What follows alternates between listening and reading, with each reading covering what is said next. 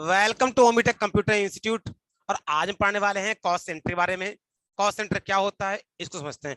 देखा, इस कॉन्सेप्ट से लेजर के अमाउंट को कॉस्ट मतलब अलग अलग करने के लिए किया जाता है। तो ये कॉस्ट सेंटर वैसे तो टैली में बहुत बड़ा कॉन्सेप्ट होता है। इसको आगे हम जब जॉब कॉस्टिंग पढ़ेंगे एडवांस में तो और डेप्थ में पढ़ेंगे। पर अभी के लिए अगर हम इनिशियल लेवल की बात करें कि as a beginner level cost centre को हम कैसे समझ सकते हैं, तो कॉस्ट सेंटर काम होता है कॉस्टिंग करने का। मतलब कि किसी भी जो लेजर होता है, कोई भी लेजर है और उस लेजर के अमाउंट को कॉस्ट करना है, अलग अलग करना है, कॉस्टिंग निकालनी है, तो उसके लिए कॉस्ट सेंटर का यूज कर सकते हैं। इसको समझने के लिए हम एक एग्जांपल लेते हैं, तुमको ज्यादा अच्छे से क्लियर हो जाएगा। देखिए, एक एंट्री ऑप्शन है, paid 17,000 salary for following staff by cash. हमने 17,000 रुपए की सैलरी दी है और अपने अलग अलग स्टाफ को दे रखी है।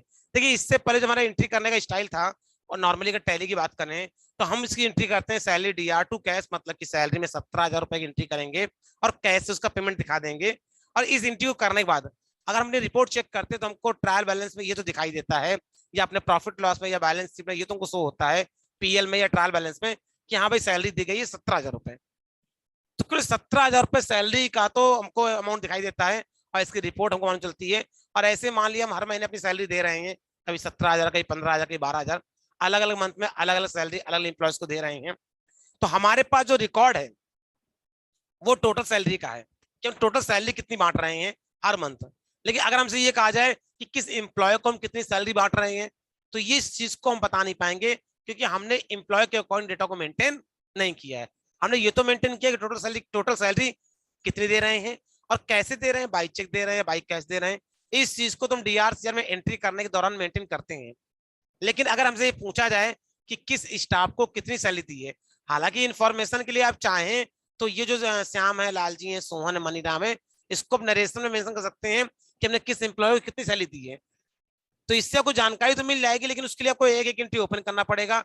लेकिन अगर आपसे हम कहें कि टोटल कैलकुलेट होकर मालूम चल जाए कि श्याम की कितनी सैलरी अब तक दी है, मान लिया लगातार आप 6 महीने सैलरी दे रहे हैं और 6 मंथ बाद आपके कंपनी मालिक ने पूछा कि बताइए श्याम को अब तक टोटल कितनी सैलरी दी जा चुकी है, तो आप इस इंफॉर्मेशन को, इस रिपोर्ट को निकाल नहीं पाएंगे।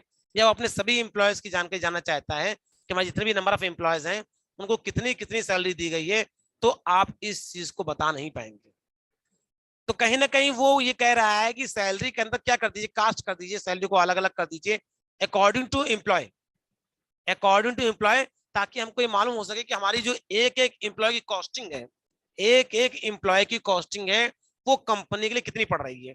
हमारे बिजनेस में एक एक एम्प्लॉय पे हम कितना पैसा खर्च कर रहे हैं, इस चीज की इंफॉर्मेशन को मालूम चल जाए, हम कितनी सैलरी दे रहे हैं, इसकी कास्ट निकल रहा है, एक कॉस्टिंग निकल रहा है। तो उस केस के लिए कॉस्टिंग तब निकलेगी ना जब हमको ये रिपोर्ट मिलेगी किस एम्प्लॉय पे कितना पैसा खर्च हो रहा है, कितनी सैलरी उसको दे रहे हैं। इसके लिए इसको अलग अलग करना इंपॉर्टेंट है, जिसके लिए हम कॉस्ट सेंटर का इस्तेमाल करेंगे। मतलब कि अब हम सैलरी के लेजर के साथ में जो 17,000 मेंटेन कर रहे थे, उसके साथ में हम इन एम्प्लॉयज को भी मेंटेन करेंगे कि किस किस एम्प्लॉय को हम कितनी कितनी सैलरी प्रोवाइड कर रहे हैं। इसी इंफॉर्मेशन को मेंटेन करने के लिए हम कॉस्ट सेंटर कॉन्सेप्ट का इस्तेमाल करेंगे, जिसके लिए पहले हम कॉस्ट सेंटर को इनेबल करेंगे। आफ्टर दैट फिर हम कॉस्ट सेंटर को क्रिएट करेंगे, और क्रिएट करने के बाद उस कॉस्ट सेंटर को हम लेजर में लिंक करेंगे, और लेजर में लिंक करने के बाद अब जब हम एंट्री पास करेंगे तो आप ये पाएंगे कि सैलरी के लेजर के अमाउंट के साथ साथ वो हमसे हर एम्प्लॉय का अमाउंट भी मांगेगा, जिसको बाकायदा हम फिल करेंगे। और फिर टैली पे एक रिपोर्ट बन के आती है जिसे हम कहते हैं कॉस्ट सेंटर रिपोर्ट, जहां पे जाकर के हम ये देख सकते हैं कि किस एम्प्लॉय को कितना कितनी सैलरी दी गई है। ट्रायल बैलेंस से, पीएल से हम ये देख पाएंगे कि टोटल कितनी सैलरी दी गई है, लेकिन किस किस एम्प्लॉय को कितनी कितनी सैलरी दी गई है। इस रिपोर्ट के लिए टैली हमको कॉस्ट सेंटर की रिपोर्ट देता है, जहां पे जाकर के हम कॉस्ट सेंटर के अकॉर्डिंग लेजर वाइज उनकी रिपोर्ट को देख पाएंगे। तो मुद्दा यहाँ पे टोटल मिला के इसको प्रैक्टिकली समझे तो 4 स्टेप है।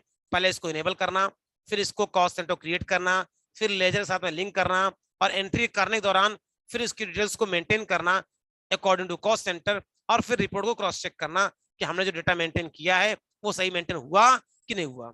इन सभी सिचुएशन को हम देखेंगे प्रैक्टिकली। अभी हमने पढ़ा है इसको थ्योरेटिकली कि व्हाट इज कॉस्ट सेंटर, होता क्या है और क्यों करते हैं, इसकी डिमांड क्या है मार्केट में, उस चीज को समझा है। अपने नेक्स्ट वीडियो में हम कॉस्ट सेंटर को टैली में प्रैक्टिकली इंप्लीमेंट करके देखेंगे कि किस तरीके से काम करता है। इस वीडियो में सिर्फ इतना ही।